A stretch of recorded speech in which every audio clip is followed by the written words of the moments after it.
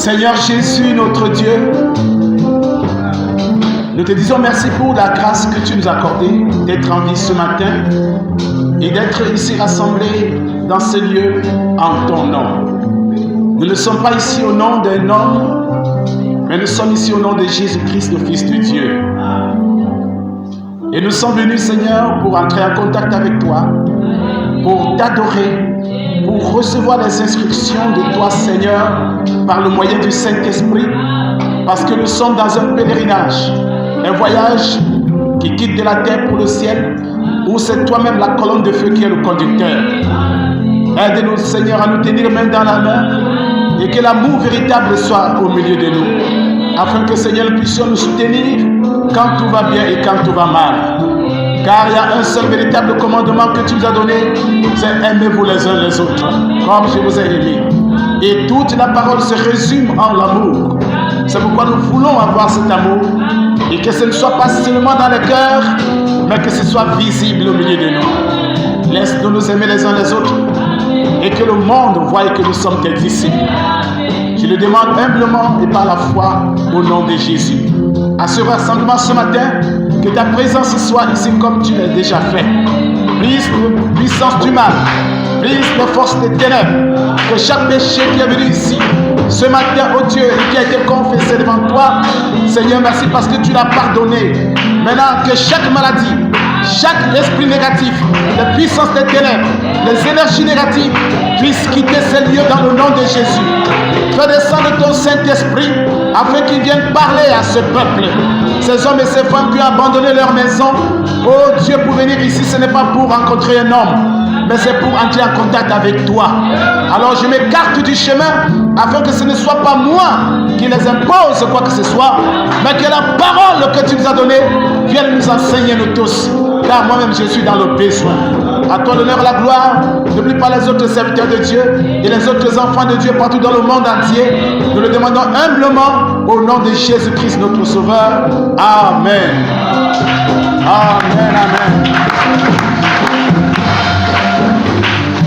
Que le Seigneur vous bénisse. Vous pouvez vous asseoir une minute.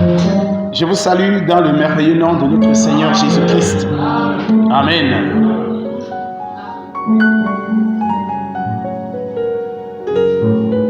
Alors, il y a la jeune... voilà, shalom, peuple de Dieu béni. Le Seigneur m'a accordé un an de plus. J'ai 15 ans. C'est la sœur Sharon. Amen, amen. On va donner l'acclamation au Seigneur pour cela. Gloire à Dieu. Cela avait été déjà lu. On avait déjà lu ça? Non, pas encore. D'accord. Ce monde qui a eu son début est en train d'aller à sa fin. Et les signes nous ont été donnés. Alléluia. Alors nous actuellement qui sommes responsables d'annoncer au monde entier ce que Dieu est en train de faire, nous devons prendre notre responsabilité. Amen. Chacun est responsable de la parole qu'il écoute. Je veux que tu dises amen à ça. Chacun est responsable de la parole qu'il a déjà écoutée. Celle dont tu n'as pas encore écouté, Dieu ne te tiendra pas responsable pour ça. Mais pour tout ce que tu as déjà écouté et que tu as dit amen, soit elle te condamnera, soit elle te libérera. Amen. Tu seras sauvé, soit tu seras condamné par ce que tu as écouté. Amen, amen. Et quand Dieu envoie sa parole, il n'envoie pas sa parole pour rien. Il sait que nous sommes malades. Amen. Et Dieu envoie sa parole pour nous guérir. Alléluia. La parole de Dieu vient pour guérir le monde. Et le monde est plein de maladies. Toutes sortes de maladies. Nous parlerons des maladies physiques, des maladies psychologiques, des maladies spirituelles. Oh, actuellement on parle même des violents maux de poche. Tout cela sont des maladies qui sont parmi nous. Mais il y a tellement de maux. Mais une seule chose peut apporter la solution à cela, c'est le nom de Jésus-Christ. Amen. La Bible est claire, le nom de Jésus est une tour forte. Le juste s'y réfugie et il est en sûreté. Quel que soit ce que tu peux avoir comme problème, accroche-toi à Jésus. Amen. Il est la solution. Que le Seigneur vous bénisse. Alors, nous n'allons pas prendre beaucoup de temps. Nous sommes dans un service particulier. Désormais, alors les programmes vont être très brefs, bon, du mieux qu'on pourra, bien sûr. Maintenant, les communiqués pourront venir après. Amen, amen. Et les annonces. Si seulement nous pouvons nous mettre debout et prendre nos Bibles, ouvrir dans le livre de Matthieu, le chapitre 24. Matthieu, le chapitre 24. Je crois que tout le monde va bien ce matin. Matthieu, au chapitre 24.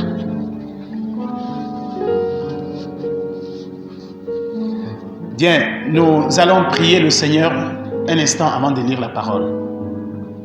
Seigneur Jésus, c'est toi le Dieu créateur des cieux et de la terre. Tu nous as créés à ton image et à ta ressemblance et tu nous as amenés sur terre pour faire ta volonté.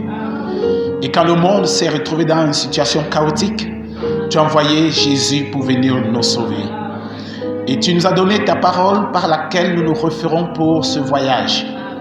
Ainsi, ce matin, nous voulons ouvrir cette sainte Bible. Nous savons que le monde entier tourne les pages de ce livre. Mais nous ne voulons pas simplement les paroles, nous voulons également l'esprit qui est derrière. Car les paroles de Dieu sont esprit et vie. Ainsi, fais vivre nos âmes au travers de ta parole. Écarte-moi du chemin, mais que le Saint-Esprit qui connaît les besoins de chaque personne vienne s'adresser à chacun d'entre nous. À toi l'honneur, la gloire, parle à ton peuple, au nom de Jésus-Christ notre Sauveur. Amen. Matthieu, le chapitre 24. Comme Jésus s'en allait au sortir du temple, ses disciples s'approchèrent pour lui en faire remarquer les constructions. Mais il leur dit, « Voyez-vous tout cela ? Je vous le dis en vérité, il ne restera pas ici pierre sur pierre qui ne soit renversée. » Il s'assit sur la montagne des Oliviers et les disciples vinrent en particulier lui faire cette question. « Dis-nous quand cela arrivera-t-il et quel sera le signe de ton avènement et de la fin du monde ?» Jésus leur répondit, « Prenez garde que personne ne vous séduise, car plusieurs viendront sous mon nom disant, « C'est moi qui suis le Christ », et ils séduiront beaucoup de gens. Vous entendrez parler de guerre et de bruit de guerre, gardez-vous d'être troublés, car il faut que ces choses arrivent, mais ce ne sera pas encore la fin. Une nation s'élèvera contre une nation, et un royaume contre un royaume, et il y aura en divers lieux des famines et des tremblements de terre. Tout cela ne sera que le commencement des douleurs. Alors, on vous livrera au tourment, et l'on vous fera mourir, et vous serez haïs de toutes les nations à cause de mon nom. Alors, aussi, plusieurs succomberont, et ils se trahiront, se haïront les uns les autres. Plusieurs faux prophètes s'élèveront, et ils séduiront beaucoup de gens. Et, parce que l'iniquité se sera accrue, la charité du plus grand nombre se refroidira.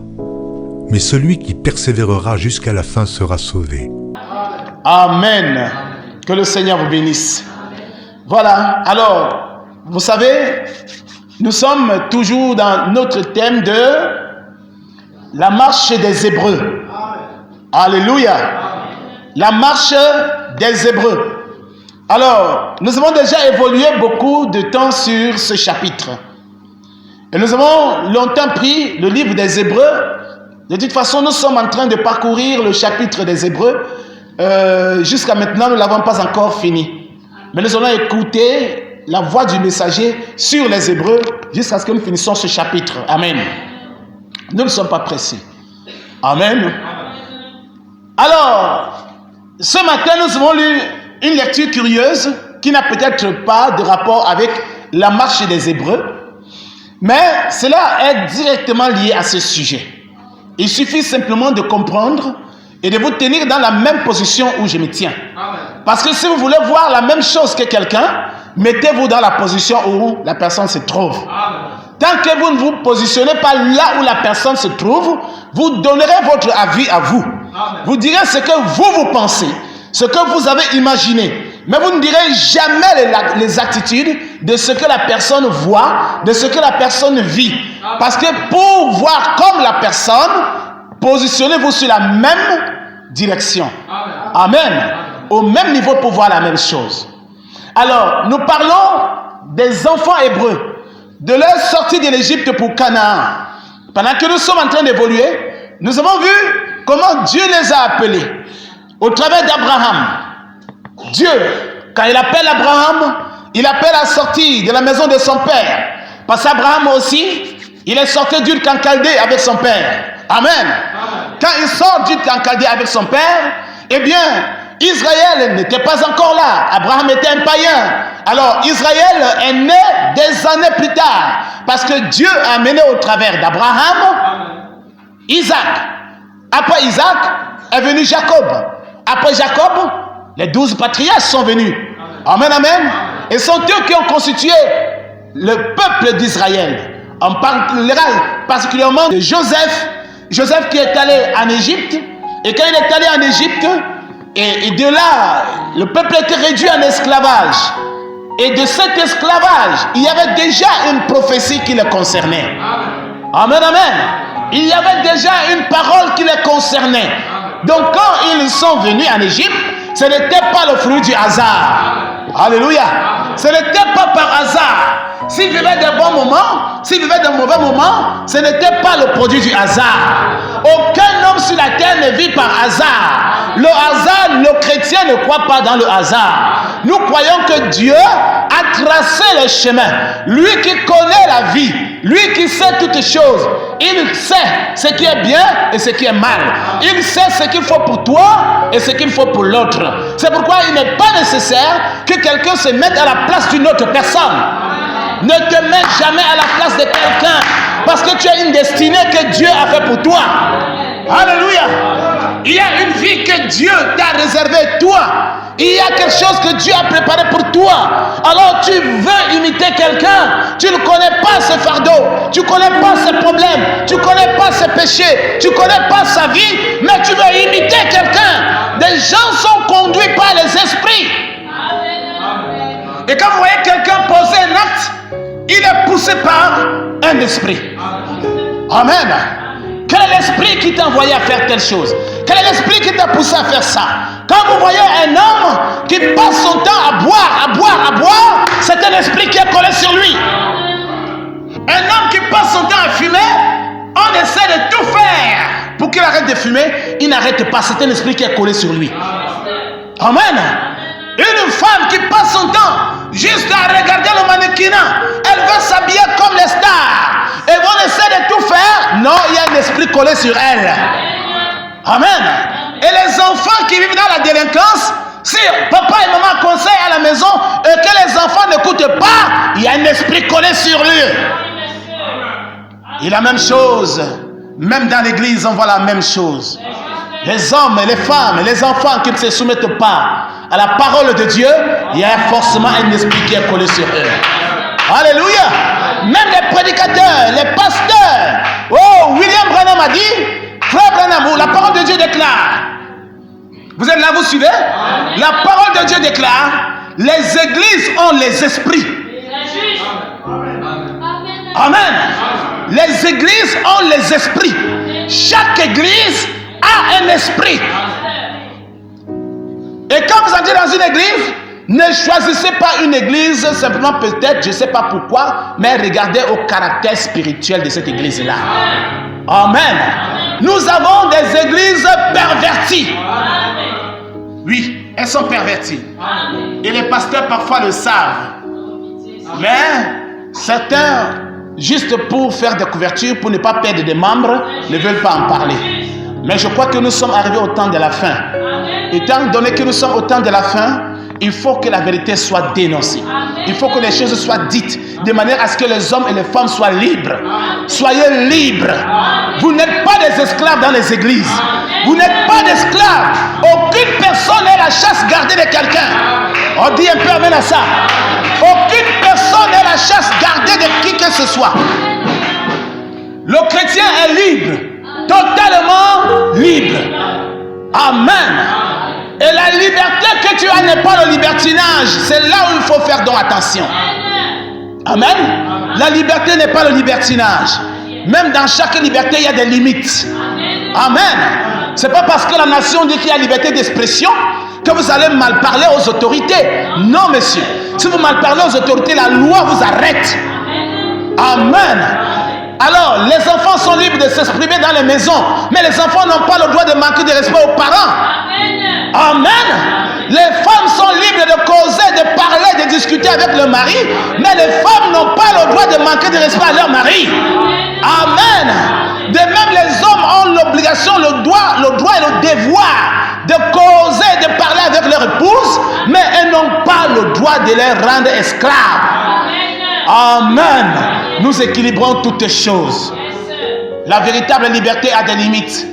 Donc pour chaque personne qui sait qu'elle est libre, tu dois savoir que là où ta liberté commence, ou bien là où ta liberté s'arrête, celle de l'autre commence là. Amen. Tu as une liberté jusqu'à un certain niveau. L'autre aussi a sa liberté. Alléluia. Eh bien, les enfants d'Israël sont sortis de l'Égypte pour Canaan. Quand ils sortent, c'est parce que Dieu avait parlé à Abraham. Il a dit, ton peuple séjournera dans une terre étrangère pendant 400 ans. Et je les délivrerai à bras puissants. Alléluia. Ils sont venus au travers de Joseph en Égypte. Et tout Israël est arrivé. Ils ont fait des années au point où le pharaon qui connaissait Joseph était mort. Amen, amen. Le pharaon qui connaissait Joseph était mort. Et après, qu'est-ce qui s'est passé? Un autre pharaon est arrivé. Oh, mes chers amis, la plupart des temps, vous pouvez avoir des amis qui vous couvrent, vous pouvez avoir des amis qui vous protègent, vous pouvez avoir des relations partout. Mais une fois quand ta relation meurt, tu es exposé. Une fois quand celui qui te protège n'est plus là, tu es exposé. Mais je connais une relation. Je connais quelqu'un qui ne peut pas t'abandonner. À tout moment, en tout temps, en tout lieu, il est là. Son nom, c'est le Seigneur Jésus-Christ. Alléluia. Lui, il est la seule et meilleure relation que je connaisse.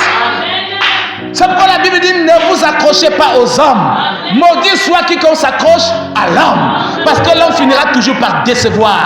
L'homme à qui tu as fait confiance, il va te décevoir, il va te lâcher, il va t'abandonner et tu te retrouveras maintenant en difficulté. Mais si tu t'accroches à Jésus, alléluia, que tu passes des bons ou des mauvais moments, Jésus est toujours avec toi. Amen. C'est pourquoi je préfère rester avec lui. Alors, il est donc apparu un pharaon qui ne connaît pas Joseph. Et lui, il a commencé à persécuter Israël. Israël est devenu esclave. Mais il y avait une promesse derrière eux. Alléluia. Il y avait une promesse. Oui, monsieur. Quand tu crois en Dieu, quand tu donnes ta vie au Seigneur Jésus, tu ne donnes pas parce que tu manques quoi faire. Non. Tu donnes ta vie à Jésus parce que tu as confiance en lui. Parce que tu sais qu'il veillera sur toi. Parce que tu sais qu'il prendra soin de toi. Et puis tout ce qu'il a donné comme promesse, il l'accomplira. Car il n'est pas un homme pour mentir ou un fils de l'homme pour se tromper. Ce que sa bouche déclare, sa main l'accomplit. Alléluia. Ce que sa bouche déclare, sa main l'accomplit. Alors, quand il t'appelle, il peut arriver que tu passes par des moments difficiles. Il peut arriver que tu traverses des zones d'ombre dans ta vie. Il peut arriver que tu passes par la vallée de l'ombre de la mort. Amen, amen. Pas dans l'ombre de la vallée de la mort, mais dans la vallée de l'ombre de la mort. Il sera toujours avec toi. Amen. Parce qu'il a dit, je ne te délaisserai point, je ne t'abandonnerai point. Il est là. Quand tout va bien, il est là. Quand tout va mal, il est là. Est-ce que Dieu voit le malheur qui m'arrive? Oui. Est-ce qu'il voit les problèmes que j'ai? Oui. Est-ce qu'il connaît les situations que je traverse? Oui. Est-ce qu'il sait qu'on me mène en difficulté? Oui. Dieu sait toutes choses. Si le croyant peut aussi croire en Dieu avec fermeté et détermination, sachant que Dieu connaît ma situation, rien ne peut plus t'arrêter. Alléluia. Si tu as l'assurance que le Dieu en qui j'ai cru, il me connaît et il a pris position pour moi et j'ai pris position pour lui. Quand tout va bien, il sera avec toi. Et quand tout va mal, il sera toujours là. Amen, amen. Parfois, nous, comme chrétiens, nous passons des moments difficiles. Il nous arrive parfois de passer des temps difficiles. Mais après, qu'est-ce qu'on fait? On se pose des questions si on va arriver. On commence à se décourager. Oh, mais j'aime ce merveilleux cantique. J'y arriverai. Alléluia. J'y arriverai. Que tout aille bien ou que tout aille mal, j'y arriverai. Pourquoi? Parce que Jésus a dit, je ne mettrai point dehors celui qui vient à moi. Alléluia. Et la Bible n'a jamais dit de venir vers Dieu quand tu es déjà saint. Non, monsieur. La Bible n'a jamais dit de venir à Dieu quand tu es déjà pur. Non. La Bible n'a jamais dit d'abandonner tous nos péchés et de venir à Jésus. Non. La Bible n'a jamais dit d'abandonner tout le monde et de tout laisser avant de croire en Dieu. Non. Jésus a dit, venez à moi tel que vous êtes. Ta sainteté ne sert à rien. Ta justice ne sert à rien. Tes œuvres, Dieu ne les voit pas. Ta justice est frélatée. Même si tu te nettoies aujourd'hui, demain tu vas te retrouver dans la même erreur. Alors si Dieu ne te tient pas la main, tu vas faire comment? Tu iras toujours de profondeur en profondeur dans le diable. Chaque jour, la Bible dit dans Genèse 6, les pensées des hommes, leur cœur était tourné uniquement vers le mal. Et il est dit, tout ce qui s'est passé au temps de Noé, Luc 17, 30, se passera de même à l'avènement du Fils de l'homme. Nous sommes en plein avènement du Fils de l'homme. Comment sont les cœurs des hommes aujourd'hui? Comment sont les cœurs des gens aujourd'hui? Si vous voulez voir ce qui se passe dans notre génération, suivez l'histoire de Noé. Si vous voulez voir ce qui se passe au temps où nous vivons, consultez le tableau de Noé. Noé était le prophète en son temps. Consultez ce qui s'est passé en son temps. Vous comprendrez ce qui se passe aujourd'hui. Alléluia! Qu'est-ce qui se passe aujourd'hui? C'est ça qui m'a poussé à prendre Matthieu chapitre 25. Et là où nous avons lu, là on a posé la question à Jésus. Dis-nous, quand et comment est-ce que ces choses vont-elles se produire? Alléluia. Ils sortaient du temple. Et pendant qu'ils étaient à la sortie du temple, les disciples ont regardé ce grand temple qu'ils ont construit. Ce monument qu'ils ont construit. Les disciples ont regardé à l'évolution des choses, à la technologie, à la façon dont le monde évolue aujourd'hui, aux grandes églises qui sont construites aujourd'hui, aux grands prédicateurs, aux grands pasteurs, aux grands bishops, aux grandes foules qui vont dans les églises. Les disciples ont regardé l'actualité de leur époque. Quand ils ont regardé, ils ont posé la question à Jésus. Dis-nous exactement. Alléluia. Il s'assit sur la montagne des Oliviers, dit la Bible, et les disciples veulent en particulier dire, dis-nous comment est-ce que cela va se faire? La destruction du temple, la fin du monde. Alléluia. Ils ont posé 3 questions. Il s'assure sur la montagne et les disciples veulent en particulier lui faire cette question. Dis-nous quand cela arrivera-t-il? Quel sera le signe de ton avènement et le signe de la fin du monde? Le signe de ton avènement, la destruction du temple et la fin du monde. Oh, c'est dans la suite des temps que Jésus commence à aller dérouler le tableau de ce qui va se passer au temps de la fin. Alléluia! Aujourd'hui, si les gens sont surpris, c'est parce qu'ils ne connaissent pas le tableau de Dieu aujourd'hui. C'est parce qu'ils ne connaissent pas le programme de Dieu pour aujourd'hui. C'est parce que les gens ne savent pas ce que Dieu a dit qui doit arriver aujourd'hui. Mais les véritables enfants de Dieu ne sont pas surpris. Les vrais enfants de Dieu ne seront pas surpris parce que les enfants de Dieu surveillent la parole de Dieu. Ils surveillent la prophétie. Ils lisent la Bible. Ils connaissent ce que Dieu a dit. Ils savent que Dieu a dit dans les derniers jours, il y aura des faux prophètes. Il y aura des séducteurs. Il y aura des menteurs. Il y aura des guerres. Il y aura des bruits de guerre. Il y aura des tremblements de terre. Il y aura des famines. Il y aura la haine. Il y aura les maîtres. Il y aura la trahison. Il y aura tellement de choses qui ont été déjà annoncées. Alors pourquoi être surpris aujourd'hui? On n'est pas surpris. L'église ne peut pas être surprise. L'église doit plutôt se lever et dire les choses telles qu'elles sont dites. Parce que Dieu l'a déjà dit. Israël était en esclavage, mais il y avait une promesse. Et la promesse disait, Dieu allait susciter, après 400 ans, un prophète. Alléluia. Il allait les envoyer un bras puissant. Et quand les 400 ans sont arrivés, Dieu a envoyé Moïse. Alléluia. Le bras puissant de l'Éternel à cette époque, c'était Moïse. Et quand Moïse est arrivé, il a commencé à leur rappeler ce que Dieu avait dit, qui devait arriver Amen, amen. Parce que parfois, quand quelque chose est nouveau, les gens prennent toujours ça de bizarre. Quand quelque chose est nouveau, les gens regardent toujours ça comme drôle. Alléluia. Oui, on prend toujours que c'est quoi là, c'est bizarre, c'est quoi cette histoire là. Ça c'est encore quelle église là.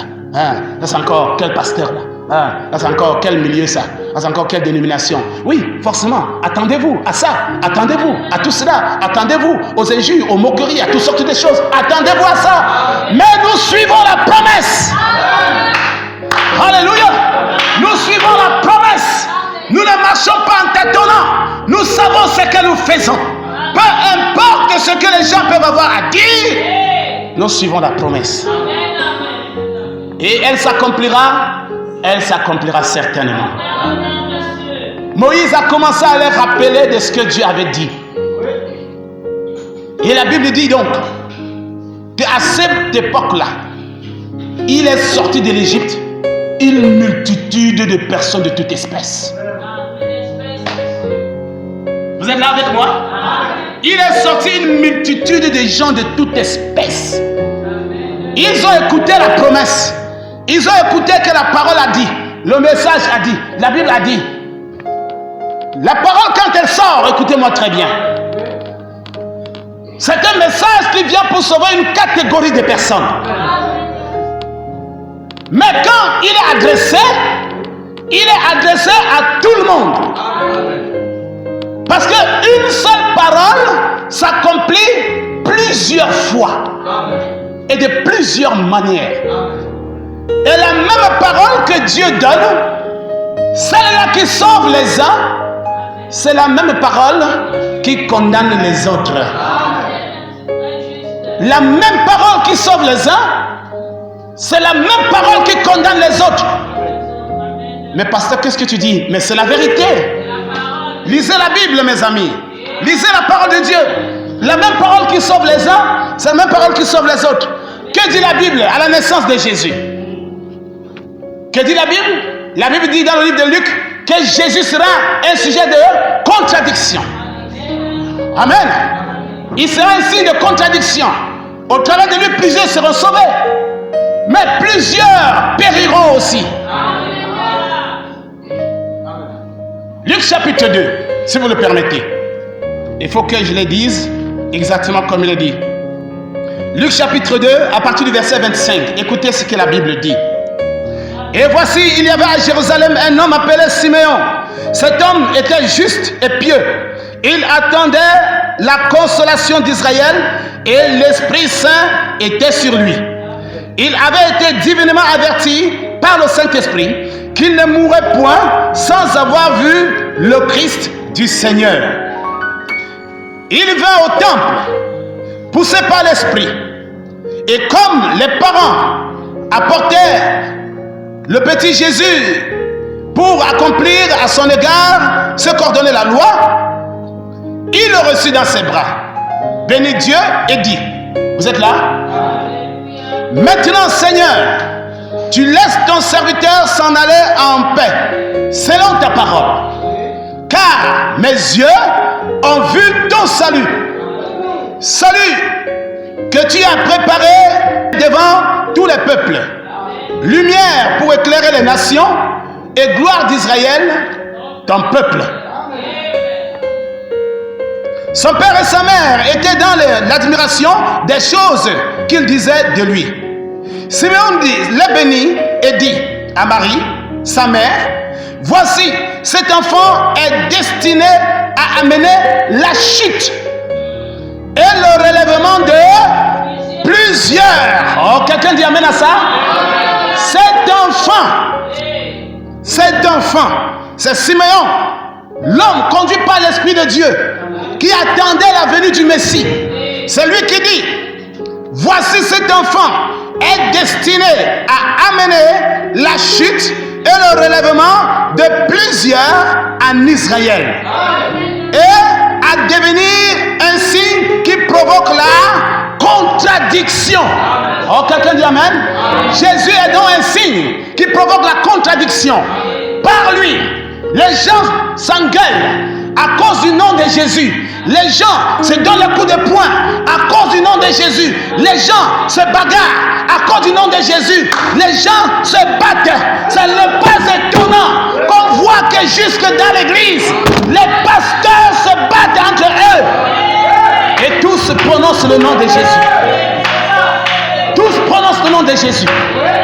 Les pasteurs luttent entre eux. Ils se font la guerre entre eux. Ils m'amènent le peuple. Tout cela à cause du nom de Jésus.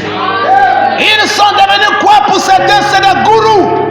Oui, monsieur. Certains sont dans les positions d'imposer même leurs propres pensées à l'église, tout en utilisant le nom de Jésus. C'est pourquoi la Bible dit dans le livre de Matthieu 24, plusieurs viendront à mon nom, disant, c'est moi qui suis venu du Seigneur, je suis du Seigneur. Et ils feront quoi? Ils séduiront beaucoup de gens. Alléluia! Beaucoup de gens sont séduits aujourd'hui à cause du nom de Jésus. Beaucoup de gens sont en train de périr. Beaucoup de gens sont en train de mourir à cause du nom de Jésus. Mais est-ce que Jésus est là seulement pour que les gens meurent pour lui? Non. La Bible dit aussi, il est non seulement pour la chute, mais également pour le relèvement. Alléluia. Il est pour le relèvement de plusieurs. Alors toi qui sembles être à terre, je te dis au nom de Jésus, relève-toi. Toi qui as des soucis, au nom de Jésus, relève-toi. Toi qui penses que tu es tombé, que ça ne marche plus, au nom de Jésus, relève-toi. La parole de Dieu va s'accomplir. Il est pour la chute et le relèvement. Certains vont chuter à cause de lui, mais grâce à lui, certains se relèveront. Tu es dans quoi aujourd'hui? Tu es en train de chuter ou bien tu te relèves? Alléluia. Oh, j'aime Dieu, j'aime Dieu, j'aime Dieu, mais tu es en train de chuter. Oh, j'aime le Seigneur, mais tu vas de mal en pire. Tout ça, c'est toujours parce que Jésus. C'est toujours à cause du nom de Jésus. C'est pourquoi on se discute. Les catholiques se battent avec les protestants. Les protestants se battent avec les églises éveillées. Les églises éveillées se battent avec les branhamistes. Les branhamistes se battent avec tout le monde. Nous ne sommes pas des branhamistes.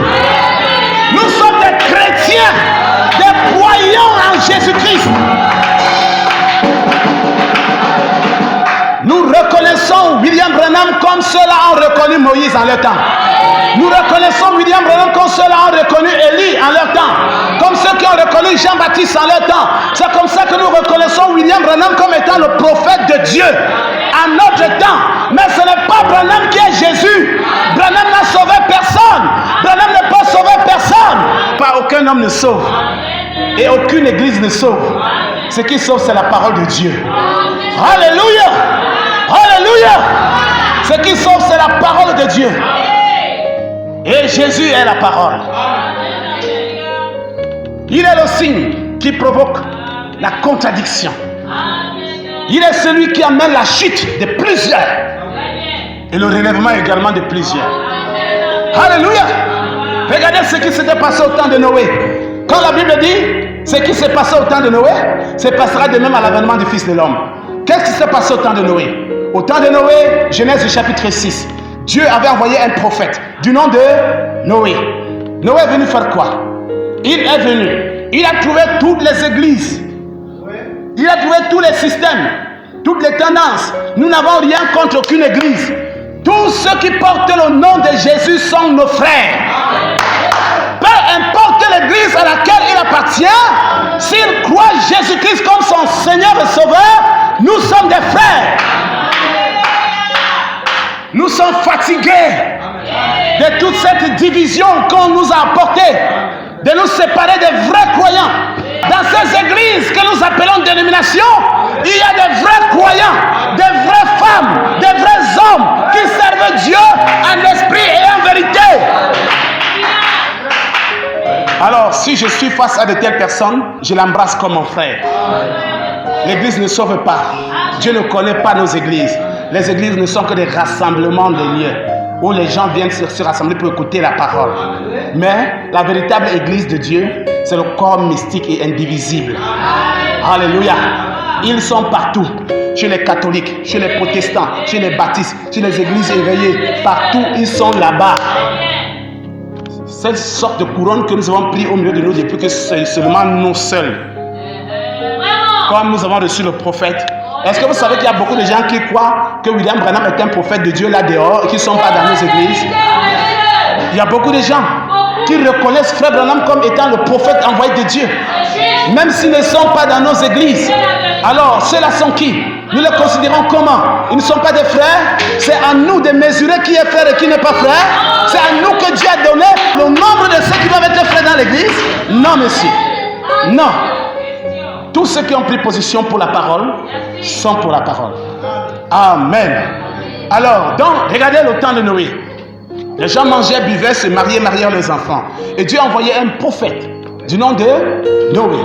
Il les a dit, le déluge arrive, sauvez-vous. Amen. Ceux qui ont écouté le prophète sont entrés dans l'arche. Et quand le déluge est arrivé, le déluge, c'était des eaux, de nombreuses eaux. Dieu a ouvert les écluses des cieux et l'eau est descendue. Et cette eau qui est descendue a soulevé l'arche. Alléluia. Dieu a dit à Noé, entre dans l'arche avec ceux qui croient en toi. Oui. Et ceux qui ont cru sont entrés dans l'arche jusqu'aux animaux sauvages. Oh, alléluia. Je vais dire ce matin que l'arche que nous appelons arche n'est rien d'autre que la parole, la volonté de Dieu. Et tous ceux qui entraient dans l'arche, dans la nature, pouvaient être des animaux. Mais laissez-moi vous dire, il n'y avait pas que des animaux domestiques. Il y avait également les animaux sauvages. Alléluia. Qui sont venus entrer dans l'arche. Et si l'histoire de Noé se répète aujourd'hui, il y aura des sauvés de toute espèce, de toute qualité, de toute catégorie. C'est Dieu qui sauve, ce n'est pas un homme. Il y aura des hommes sauvés, même ceux qui sont doux, même ceux qui sont violents, même ceux qui sont sauvages, même ceux qui sont impulsifs, parce que le salut vient de Dieu. Le salut ne vient pas d'un homme. Ce n'est pas un homme qui sauve. Même les colériques, Moïse était un colérique. Même les adultères, David était un adultère. Même les idolâtres, Salomon était un idolâtre. Dites-moi qu'ils sont perdus. Nous nous référons à la parole. Et nous restons derrière la parole. Alors j'invite tous ceux qu'on appelle sauvages, entrez dans l'arche. J'invite tous ceux qu'on appelle violents, entrez dans l'arche. J'invite tous ceux qu'on appelle adultères, entrez dans l'arche. J'invite tous ceux qu'on appelle mauvais, entrez dans l'arche. L'arche est ouverte. Venez dans l'arche. Le Seigneur vous appelle. Un messager a été envoyé. Venez, vous tous qui êtes chassés, vous tous qui êtes abandonnés, vous tous qui êtes excommuniés, vous tous qui êtes des rebelles, vous tous qui êtes des méchants et d'adultères, tous sortes de noms. Venez, venez, venez. L'arche de Dieu est ouverte. L'arche est ouverte pour recevoir tout le monde.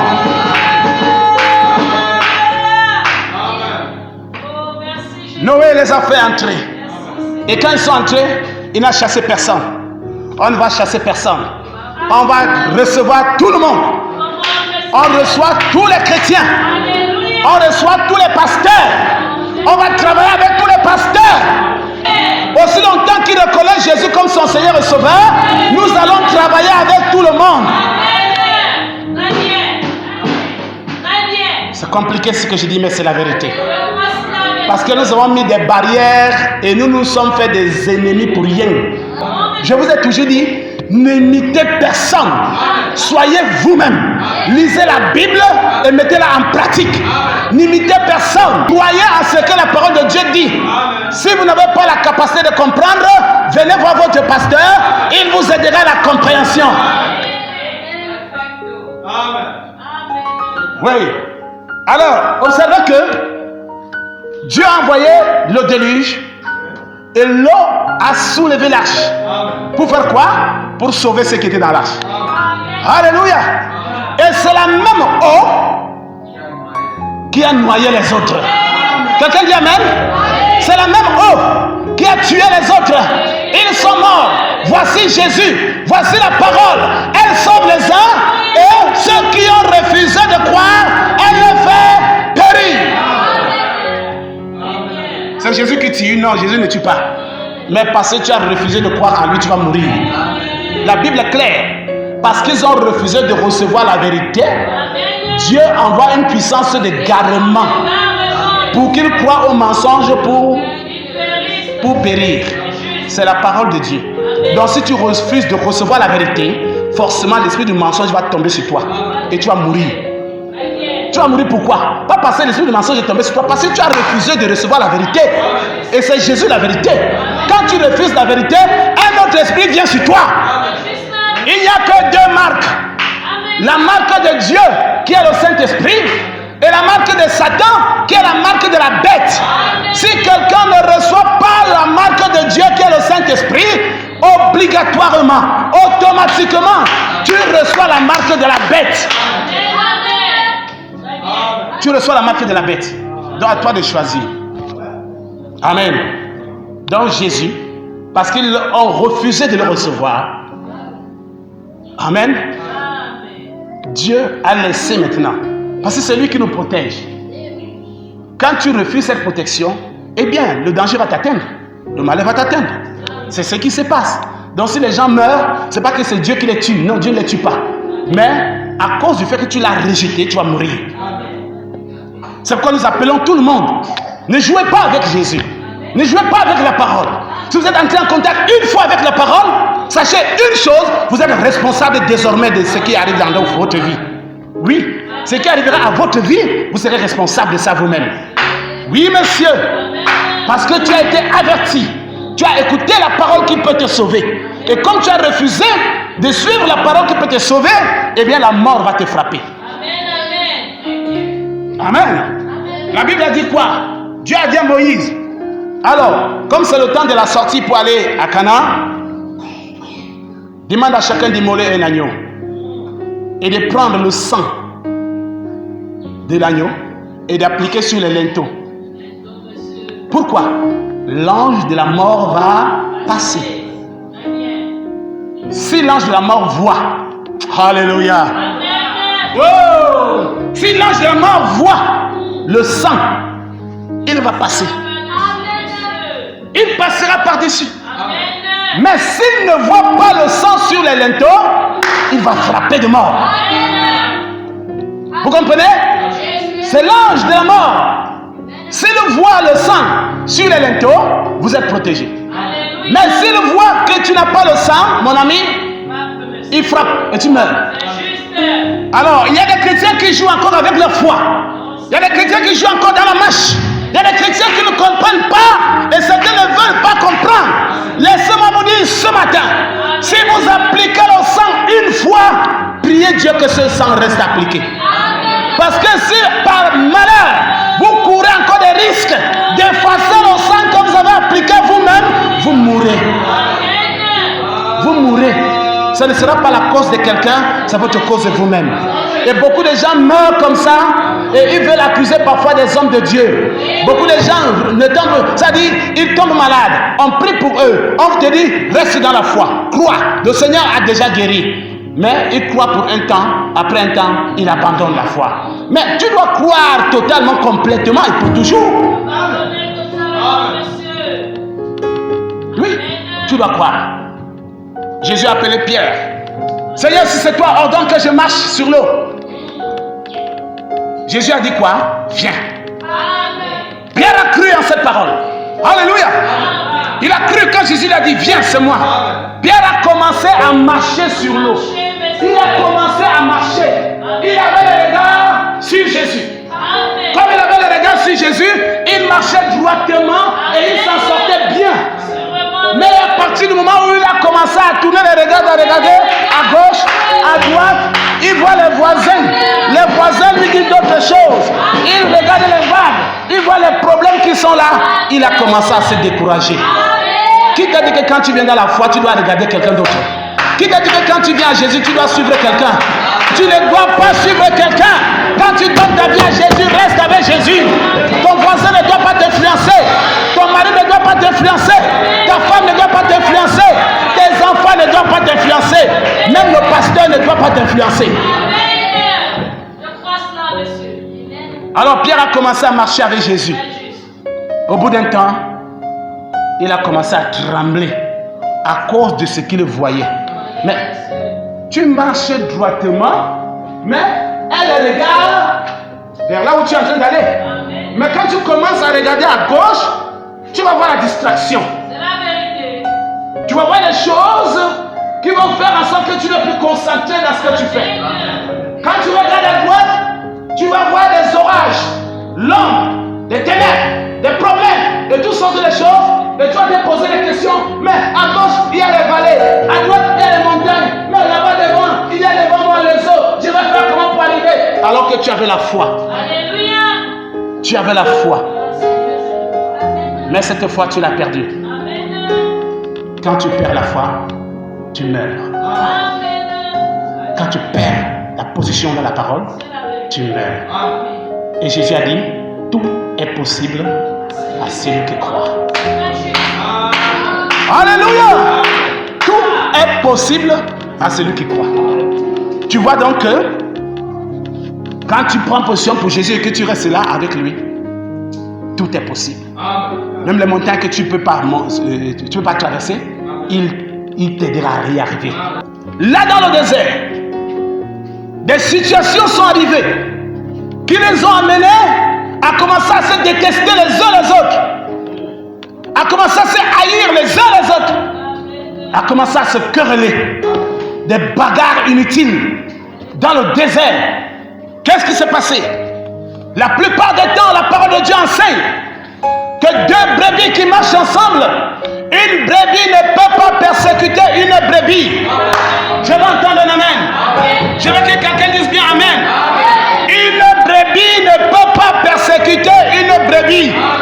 Je veux encore entendre un amen. Une brebis ne peut pas persécuter une brebis. Si pendant qu'on est en train de marcher, une brebis se met à persécuter l'autre brebis, il y a un problème. Vous dites amen à ça? Bon, maintenant, examinons. Qui a le problème? Amen. Parmi ces brebis qui sont en train d'avancer, pourquoi une brebis va persécuter notre brebis? Pourquoi? Pourquoi? Nous sommes dans le même camp. Nous avançons ensemble. Nous allons au même lieu. Nous allons dans le même ciel. À moins qu'il y ait deux cieux différents et que chacun a son ciel. Comme c'est devenu aujourd'hui, les églises ont créé des cieux différents. Et chaque église a son ciel. Oui, les églises ont des cieux et Dieu a le sien. Parce que si c'était dans le ciel où Jésus se trouve, c'est que toutes les églises parleraient le même langage. C'est que les pasteurs ne combattraient pas d'autres pasteurs. C'est qu'une brebis ne persécuterait pas une autre brebis. Mais c'est parce que quelqu'un croit que lui va au ciel et l'autre ira en enfer. Oui. Oui. Finalement, tu vas aller dans ton ciel, j'irai dans le mien. Donc les pasteurs ont créé des cieux. Plusieurs cieux. Chaque église a son ciel. Chaque pasteur a son ciel. Les choses de la honte, c'est ça qui fait en sorte que les païens sont en train de condamner les chrétiens. Les choses de la honte, c'est ça qui fait aujourd'hui que beaucoup de personnes ne veulent plus aller à l'église. Les choses de la honte qui font en sorte que ceux-là même qui veulent donner leur vie au Seigneur, ils ont peur. Ils ont peur d'aller dans les églises. Ils ont peur à cause du comportement des dirigeants. Ils ont peur. On va confier notre âme à qui? À quelqu'un qui ne veut pas aller dans le même ciel que l'autre? Pourquoi? Pour un malentendu. Pour un malentendu. Parce que ça ne tend pas sur un point. Oui. Et c'est ça. Je pense que nous avons un seul ciel. Là où Jésus se trouve. Alléluia. Il a dit, je m'en vais vous préparer une place. Afin que là où je suis, que vous y soyez aussi. Notre mission en tant que chrétien, c'est de travailler pour amener du plus petit au plus grand au ciel. Notre mission, c'est d'aider les chrétiens les plus faibles pour aller au ciel. Notre mission, c'est d'aller chercher les perdus. C'est d'aller chercher les âmes sensibles, les hommes et les femmes qui ont besoin d'aide pour essayer de les amener au ciel. C'est vrai que nous ne réussirons pas, mais chacun doit faire les efforts à son niveau. Vis la bonne vie, vis un caractère chrétien. Montre que tu es l'enfant de Dieu. À côté de quelqu'un, comporte-toi bien. Comporte-toi bien. On ne dit pas que l'homme est parfait. Aucun de nous n'est parfait. Tu commettras des erreurs. Mais que tes erreurs te servent de tremplin Que les erreurs d'un autre te servent de tremplin. Que ces erreurs ne soient pas des choses qui viennent t'empêcher d'avancer. N'empêchez personne d'aller au ciel. Amen. Et vous aussi, battez-vous pour y aller. Et ne vous battez pas seul. Aidez quelqu'un. Tenez quelqu'un par la main pour qu'ensemble vous puissiez aller. Si nous restons à faire tout ce que les gens sont en train de faire dans le monde aujourd'hui, c'est de la distraction. La distraction totale. Sortez de toutes sortes de distractions. Sortez de toutes sortes de systèmes. Les vieux systèmes dans lesquels on a évolué et qu'aujourd'hui on ne doit plus évoluer, sortez de là. Dieu évolue. Dieu évolue. Dieu évolue. Tout comme la science évolue, la médecine évolue, les choses sont en train d'évoluer dans le monde. Pourquoi c'est la parole de Dieu? Les chrétiens ne peuvent pas évoluer. Dieu se développe. À mesure que la parole se développe, nous devons nous aussi nous développer. Amen. Donc dans ton développement, fais l'effort à ce que tu ne sois plus la même personne comme hier. On dit un peu amen à ça. Fais l'effort à ce que tu ne sois plus le même homme plein de rage, plein de colère comme tu étais hier. Fais l'effort à ce que tu ne sois plus la même personne avec des bouches faciles à parler des problèmes des gens. Fais l'effort pour ne plus être la même personne. Fais l'effort pour pardonner. Toi qui ne pouvais pas pardonner hier, fais l'effort de pardonner aujourd'hui. Faites l'effort. Amen, amen. Si vous ne faites pas d'effort, vous êtes en train de laisser les autres évoluer et vous restez derrière. Mais Dieu a dit, ou bien Jésus a dit cela, il dit, quand vous verrez ces choses arriver, sachez que le temps est proche. Amen. Il a donné des signes. Vous entendez parler de guerre, des bruits de guerre, des tremblements de terre. Il y aura ceci et cela en divers lieux. Il y aura la haine et la trahison entre les hommes, entre les peuples. Mais il s'adresse à ses disciples. Quand vous verrez cela, sachez que l'été est proche. Alors, l'Église doit veiller sur la prophétie. Les enfants de Dieu doivent veiller sur ce qui se passe dans le monde pour savoir à quel moment nous vivons. Comme dit la parole de Dieu, si vous voulez connaître l'heure, vous regardez à la montre. Mais si vous voulez connaître la situation du monde aujourd'hui, regardez à Israël. Alléluia! Regardez à Israël. Qu'est-ce qui se passe aujourd'hui en Israël? Vous savez vous-même qu'Israël est en train de défendre ce territoire. Alléluia! Israël défend chaque parcelle de terrain que Dieu lui a donné. Et c'est ça la prophétie. Chaque véritable enfant de Dieu doit défendre ce que Dieu lui a donné. Ne laissez pas au diable ce que Dieu vous a donné. Parce que si Dieu vous donne quelque chose, il ne vous a pas donné ça pour rien. Vous allez mettre ça dans un but. Il vous demandera des comptes. Oui, monsieur. Il vous demandera des comptes. L'argent que tu as, Dieu te l'a donné. Il te demandera des comptes pour ça. Le mari que tu as, Dieu te l'a donné. Il te demandera comment tu l'as géré. La femme que tu as, Dieu va te demander des comptes, comment tu l'as géré. Les enfants que tu as, Dieu va te demander des comptes, comment tu as géré. L'église où tu fréquentes, Dieu va te demander des comptes, comment tu as persévéré là-bas. L'homme de Dieu que Dieu t'a envoyé, Dieu va te demander des comptes, comment tu as fait avec lui. Oui, moi le pasteur, Dieu va me demander des comptes, comment tu as marché avec tes brebis. Merci Seigneur. Hier, j'étais en train de parler avec un frère, un couple. Je suis allé vers eux. Et c'est ce que je fais tous ces temps-ci. Je vais vers tout le monde. Parce que la parole de Dieu nous enseigne. Frère Branham dit que le pasteur se fait errant pour ses brebis. Je me fais errant pour les brebis du Seigneur. Ceux-là que je crois, que je considère être les enfants de Dieu et qui veulent toujours persévérer, je vais vers eux pour essayer de les aider. Jusqu'à ce que quelqu'un me dit, je ne suis plus avec toi. Là, je le laisse. Mais tant qu'il me dit qu'il est avec moi, je ferai tout ce que je pourrai pour aller vers lui, pour essayer de l'aider. Je me ferai toujours errant. C'est mon travail. Je me ferai errant. J'irai vers eux, vers chacun d'entre eux, pour essayer de les aider, pour essayer de les gagner, pour essayer de leur remonter le moral. Nous sommes dans le temps où le diable est à l'œuvre, mes amis. Satan est à l'œuvre. Si les gens ne peuvent pas se rendre compte de ça, cela veut dire que vous êtes complètement les yeux fermés. La fin est proche. Jésus revient dans bientôt. Et à sa venue, la Bible dit dans Luc 18:8, quand le Fils de l'homme viendra, trouvera-t-il la foi sur la terre? Quand il viendra, va-t-il trouver la foi sur la terre? Quand il viendra, va-t-il trouver la foi dans ton cœur? Va-t-il trouver la foi dans ton cœur? Va-t-il trouver la foi dans ton cœur? Quand Jésus viendra, les disciples ont posé la question, dis-nous, quand est-ce que cela va se produire? Il a répondu dans les Écritures. Il les a donné une réponse nette et claire. Il dit, Jésus leur répondit, prenez garde que personne ne vous séduise, car plusieurs faux prophètes plusieurs viendront à mon nom et diront, c'est moi qui suis le Christ, et ils séduiront beaucoup de gens. Vous entendez parler de guerres, de bruit de guerre, de tremblements de terre, car il faut que ces choses arrivent, mais ce n'est pas encore la fin. Ces choses doivent être là, mais ce n'est pas encore la fin. Une nation s'élèvera contre une nation, un royaume contre un royaume. Il y aura en divers lieux des famines et des tremblements de terre. Est-ce que vous suivez les informations? Je vous exhorte à suivre les informations, mes amis. Suivez les informations de ce qui se passe dans le monde. Cela va vous permettre d'être prêt quand Jésus revient. Quand vous ouvrez votre télévision, évitez un peu Novelas. Évitez un peu ces séries. Évitez un peu ces choses de distraction. Cherchez les vraies informations. Parce que Dieu a déjà dit dans la Bible ce qui va se passer. Et un véritable chrétien, quand il suit les informations, il va dire, ceci avait été annoncé. Ceci avait été annoncé. Ceci avait été dit. Donc cela te permet de savoir dans quelle période de temps tu vis. Mais quand tu es tout le temps dans Novelas, tu es dans les séries, tu es dans les films qui n'ont pas de sens, dans les revues des journaux, toujours dans les palabres, toujours dans les querelles, ton esprit n'est pas disposé et vous vous battez pour rien, inutilement, c'est le diable qui vous oint.